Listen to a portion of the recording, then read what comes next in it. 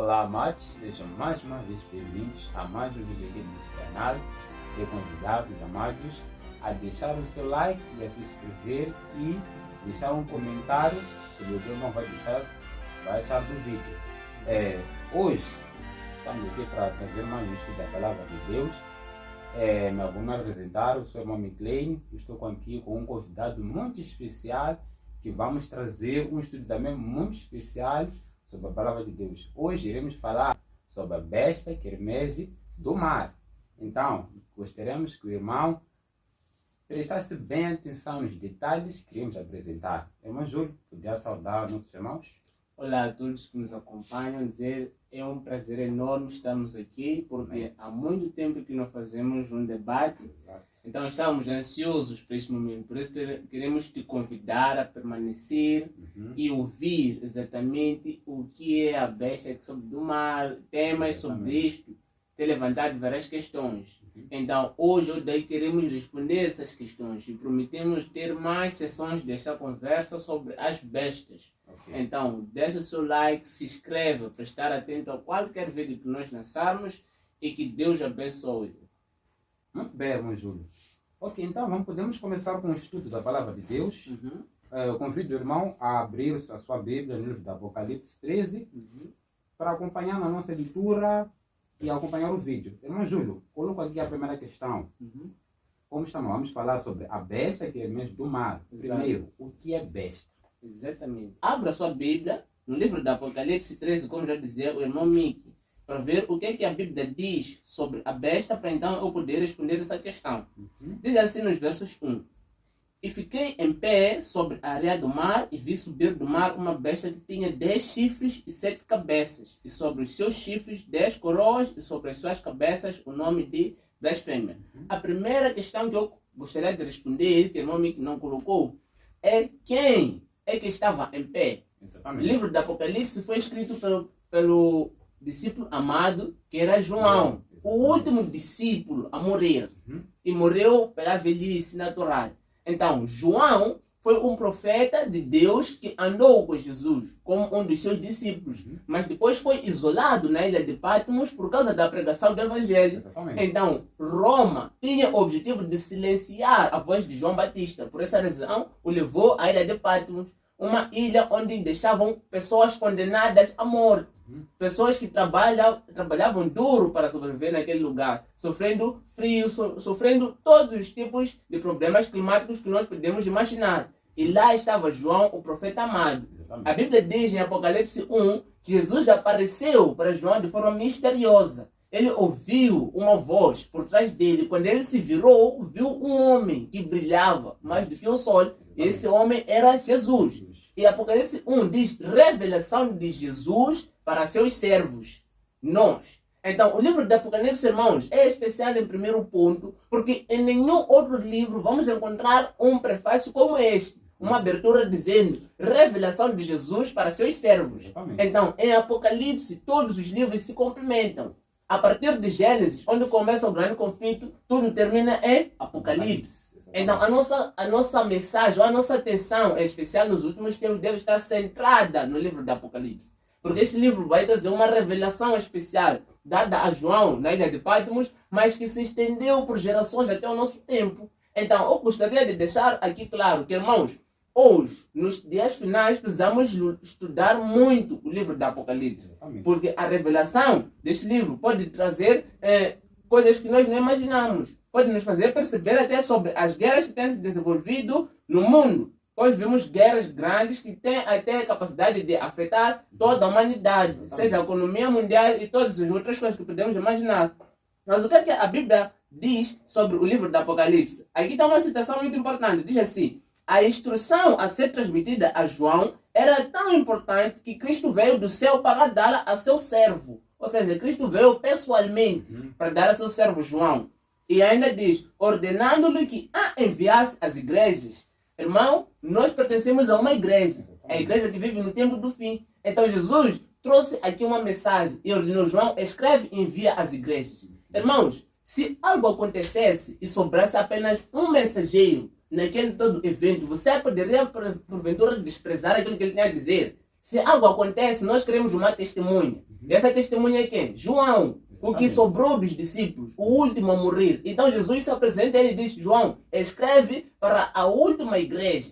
Escreve as igrejas da Ásia, que simbolizavam as etapas que a igreja verdadeira ia passar. Então, Jesus se apresentou a João e lhe deu as instruções. E ainda diz: essas instruções devem ser objeto de cuidadoso estudo, acompanhado de oração, pois estamos vivendo um tempo em que as pessoas que não se encontram sob o ensino do Espírito Santo, ou as pessoas que fecham o seu coração para a influência capacitadora do Espírito Santo, introduzirão falsas teorias na igreja.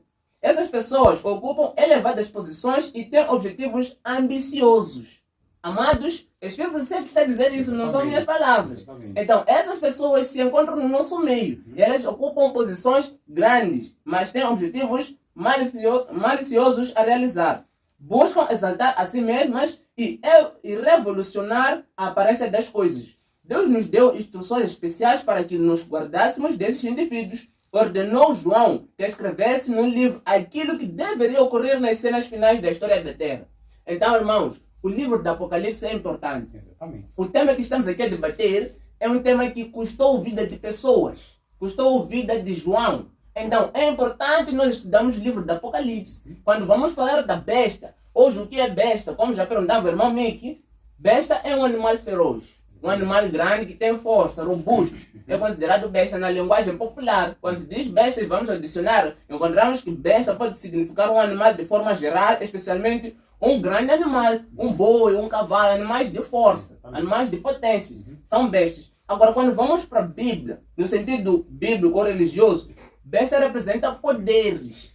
Poderes exatamente políticos, que são reis ou reinos. Então, quando dizemos uma besta, estamos a se referir a um reino. Então, Apocalipse vai nos dizer o quê? Vi emergir do mar uma besta. Então, João estava aqui a ver um reino a emergir do mar. O que é mar? Quando vamos para Apocalipse 17, versos 15, vai nos dizer o que é mar. Vai dizer que mar são povos ou nações. Então, essa besta que saía do mar é um reino que emergiu no meio do povo. Um reino poderoso. Por isso que diz aqui, uma besta, quando vai descrever João, ele dá várias classificações. Ou seja, uma besta que tinha várias identidades. Que simbolizavam vários reinos que já haviam passado. Vamos ler juntos, irmãos, para não falarmos coisas que estão incoerentes. Diz aqui, e a besta, versos 2, e a besta que vi era semelhante a leopardo, e os seus pés como o urso, e a sua boca como o leão, e o dragão deu-lhe o seu poder, o seu trono e grande autoridade. Amados, mencionamos 3 animais diferentes. Mencionamos o leopardo, o urso e o leão. E quando vamos para o livro de Daniel 7, a partir dos versos 2 em diante, Daniel vê o quê? Vê os mesmos animais a emergirem do mar. Exatamente. Então, o que é que esses animais eram exatamente? Quando Daniel foi levado cativo à Babilônia, o rei que estava a governar lá era Nabucodonosor, o rei de Babilônia. Mas depois de Babilônia veio um outro reino, que eram os Medos e Persas. E depois veio o quê? Veio Grécia. E depois, por fim, veio Roma.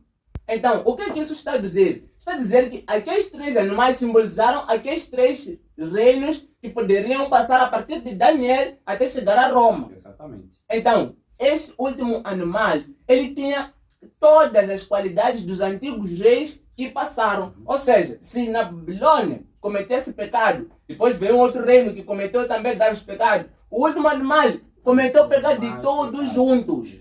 Era o mais feroz, era o mais temido. A sua capacidade de perseguir os fiéis era mais devastadora. E nós vimos isso em Roma. Jesus nasceu no momento em que Roma é que estava a reinar. Depois de passar Babilônia, Medos e Persas, Grécia, até chegar-se a Roma. É quando Jesus nasceu.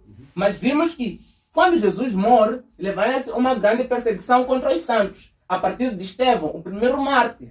E depois seguiram-se outros discípulos, até que Paulo também foi martirizado. João foi martirizado na ilha de Patmos, mas primeiro fritado no óleo e não morreu. Então, essa perseguição, irmãos, foi se desenrolando. Mas qual era o poder que impulsionava essa grande perseguição? Amados, vamos tudo fazer com base no assim está escrito.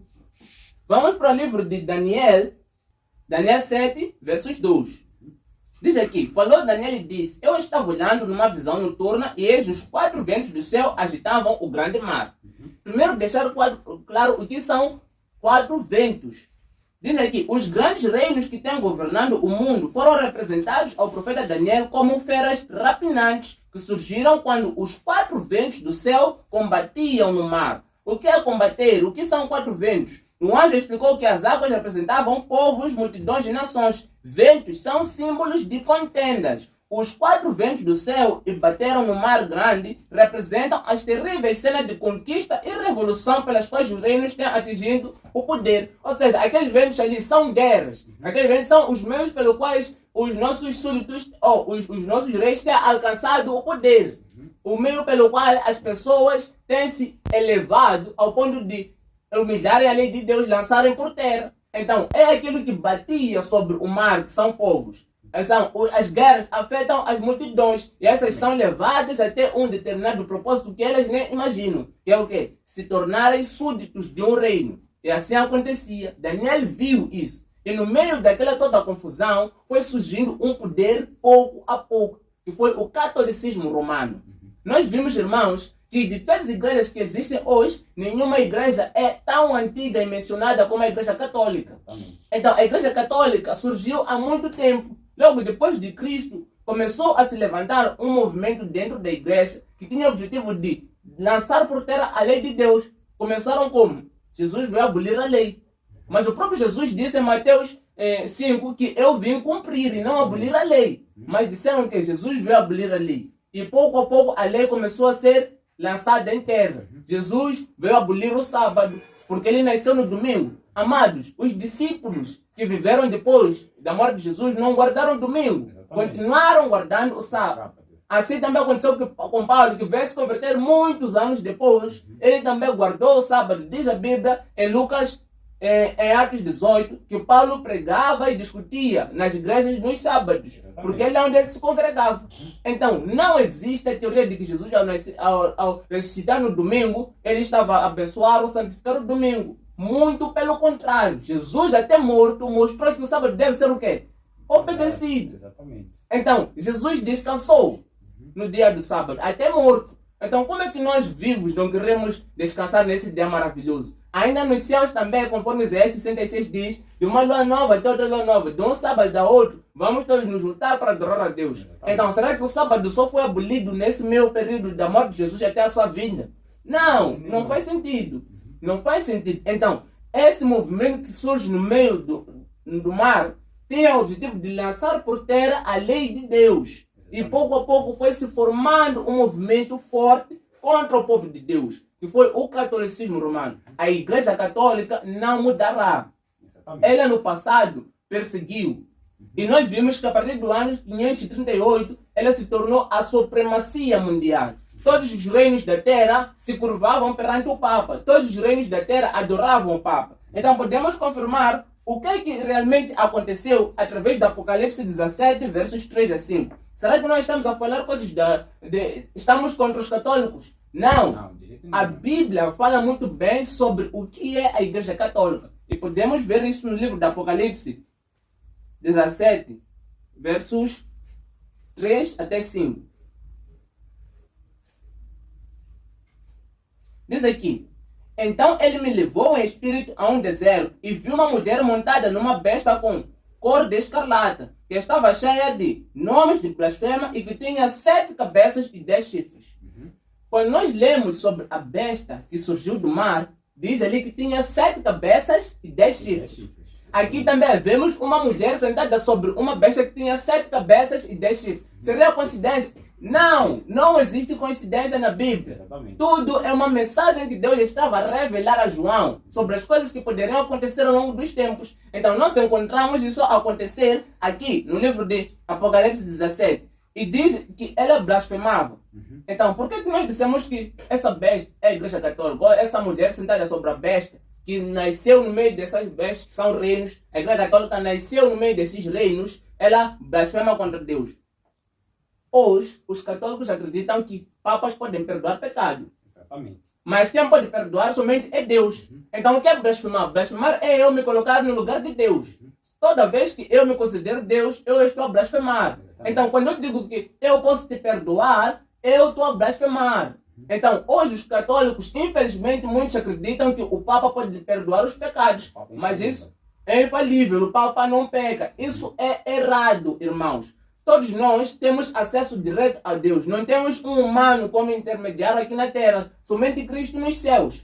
Então, hoje, há um chamado aos católicos. Vamos despertar. Porque o mesmo Papa que você considera como teu perdoador, também precisa do perdão de Deus. Exatamente. E quem será o mediador entre ele e Deus então? Então, ele também precisa confessar os seus pecados e se arrepender. Tanto o Papa, tanto o católico normal, ambos são pecadores e precisam disso. Então, se nós olharmos para aquilo que foi o ministério de Jesus, quando Jesus disse, os teus pecados estavam perdoados ao homem que estava numa maca e foi introduzido do teto pelos seus amigos. As pessoas que estavam ali entenderam o que Jesus estava a dizer quando disse os seus pecados estão perdoados. Porque sabem que só Deus pode perdoar pecados. E criaram um alvoroço. Então ele disse, que diferença há entre eles dizer os teus pecados estão perdoados e levanta e anda, mostrando a sua autoridade como Deus. Então quando um Papa hoje diz o teu pecado está perdoado, ele está cometendo uma blasfêmia. Ele está cometendo uma blasfêmia. Então, essa blasfêmia que é mencionada aqui, são estas e outras. Uma vez o Papa, podemos confirmar este vídeo se quisermos, na internet ainda existe. O Papa pegou um livro e ele levantou e disse o fracasso de Deus. Ou seja, o conteúdo daquele livro mostrava o fracasso ou falava do fracasso de Deus. Mas quando nós vamos analisar, Deus nunca fracassou. Nunca fracou e nunca pecou. Nunca pecou. Deus é infalível. Até tentado pelo diabo, não cedeu a uma só tentação. Exatamente. Então, quando o Papa levanta um livro e diz o fracasso de Deus, qual é a mensagem que está a transmitir? É de blasfêmia. Por isso diz que tinha nome de blasfêmias e falava blasfêmias. Porque esse poder é o poder católico romano, que desde os tempos passados até hoje continua a cometer blasfêmias. Outra coisa, nós sabemos que os papas dizem-se infalíveis.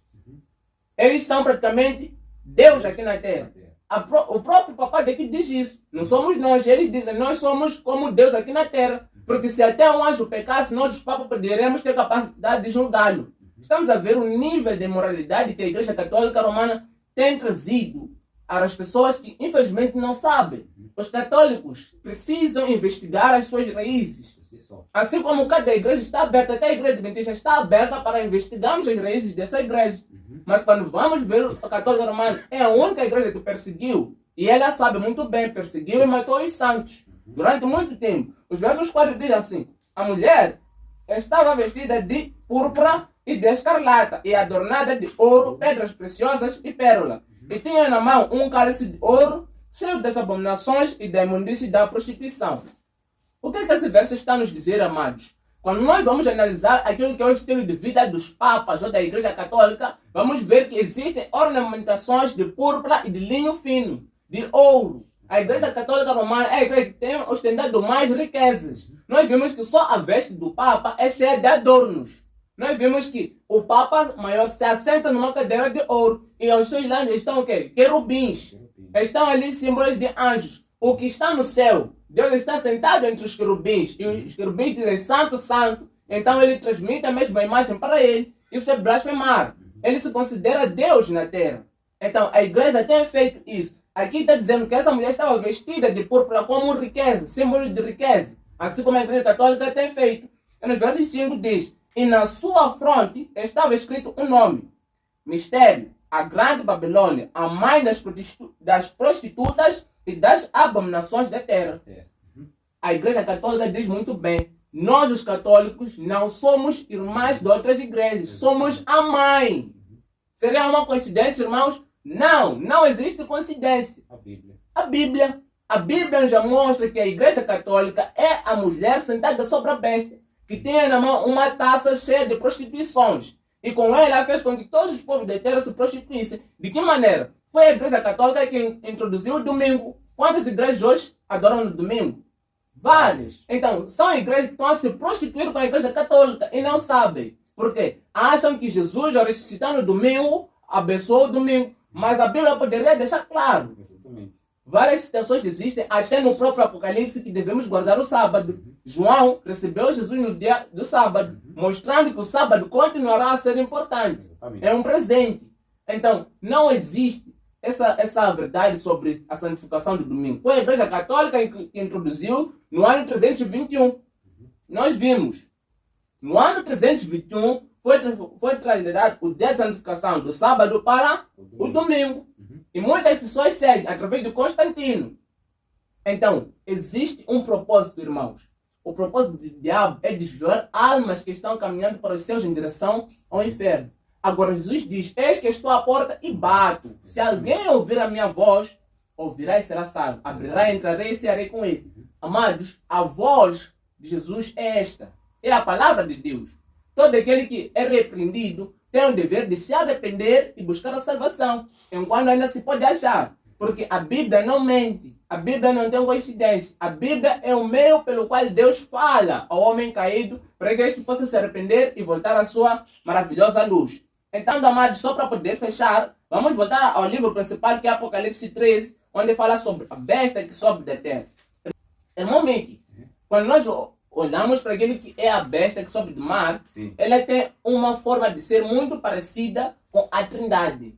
Porque primeiro, a besta que sobe do mar recebe a autoridade do dragão, assim como Jesus recebeu a autoridade do Pai. Então, a besta que sobe do mar é um falso Cristo. Ela tem o objetivo de atrair adoração para ela. Assim como Jesus era adorado, a besta que sobe do mar quer que todos a adorem. Isso vai ser um processo que já está em andamento, principalmente no tempo do fim. Olhamos o que diz versos 3. E a besta, aliás, versos 3. E também viu uma das suas cabeças como se fora ferida de morte. Mas a sua ferida foi curada. Toda a terra se maravilhou seguindo a besta. Quando Jesus salvava alguém, ele dizia o quê? Segue-me.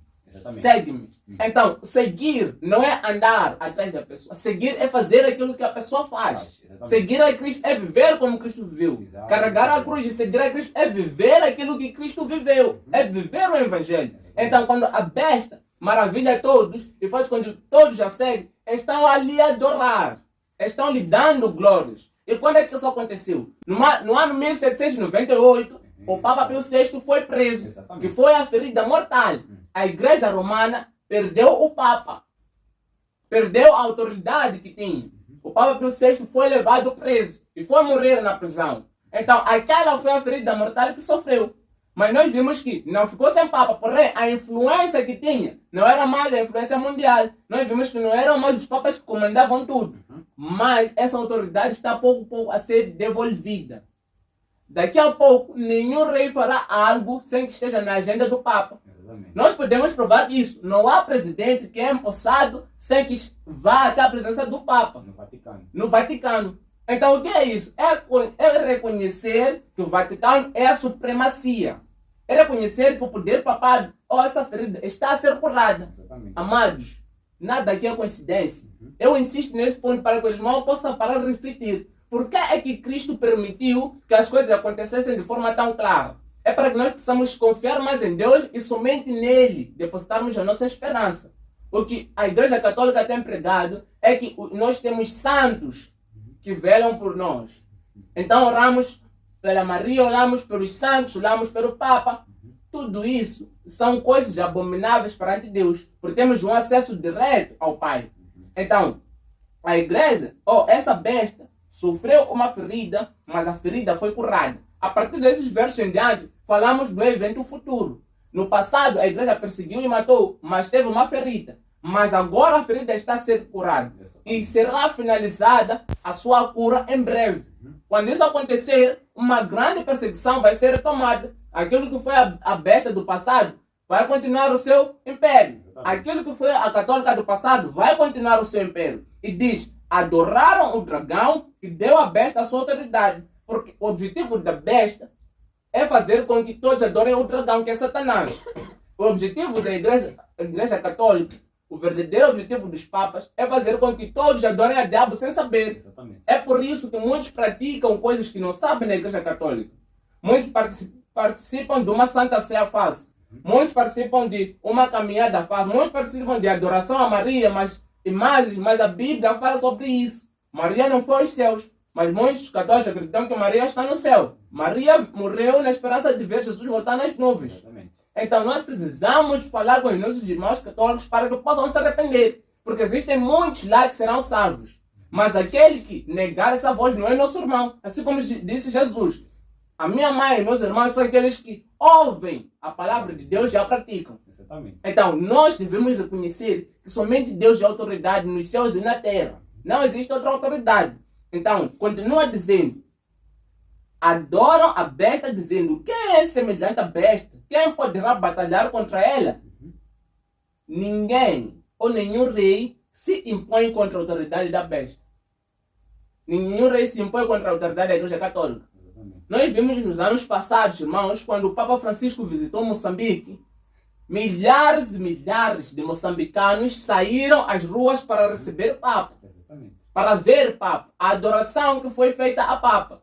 E depois disseram, em cada Bíblia existirá um cabelo branco. Todos devem tomar, porque o Papa está a lhes abençoar. Quando as pessoas beberam, encontraram realmente o cabelo branco. Porque é manifestação do poder de Satanás. Pessoas tomaram. Então as pessoas se admiram pelo Papa, se admiram por essa besta e adoram. Fazem o que ela mandar. Se o papado dizer isto hoje, as pessoas vão fazer. Então esse poder e autoridade que a besta recebeu do dragão. E faz com que todos adorem o dragão sem perceber. Todos se submetem a essa vontade. Foi-lhe dada uma bola que proferisse arrogâncias e blasfêmias. E deu-se-lhe autoridade para atuar por 42 meses. Assim como no passado, a Igreja Católica perseguiu os verdadeiros fiéis por 1260 anos, que são 42 meses. No tempo do fim também, esse período vai se cumprir. Durante 3 anos e meio, haverá uma feroz guerra e perseguição contra os santos. Mas neste período, Cristo virá sobre as nuvens. A nossa bendita esperança é essa. Não tememos a graça que se aproxima, queremos que ela chegue. Mas antes que ela chegue, precisamos convidar o máximo de pessoas para se juntar ao grupo. Porque a caminhada é longa, é custosa, é difícil. Mas enquanto sermos 2, será melhor que 1. Ambos vamos nos dobrar e orar para que Deus possa nos conceder raios de luz que possam nos dar forças. Então precisamos vigiar e orar enquanto é tempo. Diz aqui, também lhe foi permitido fazer guerra aos santos e vencê-los, e deu-lhe autoridade sobre toda a tribulação, povo, língua e nação. Esse vencê-los não é vencê-los no sentido de que os santos não alcançarão a vida eterna.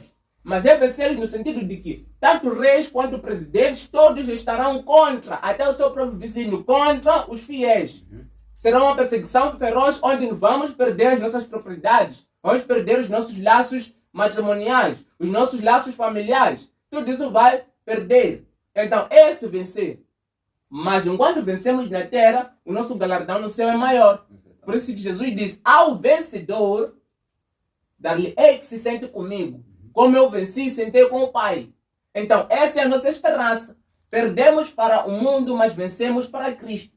Por isso João disse, importa que eu diminua e Cristo cresça. Porque o nosso eu não é mais importante perante essa guerra, mas que o nome de Deus seja glorificado. E assim será. E adorá-lo-ão todos os que habitam na terra. Enquanto nós habitamos numa pátria celeste, os que habitam nas coisas da terra vão adorá-lo. Os que têm os seus corações no tesouro mundano vão adorar a besta. Então precisamos nos desfazer das coisas que nos atraem, das coisas que nos tiram a atenção divina, das coisas que nos desconectam do céu. Porque são essas que vão fazer nós adorarmos a besta.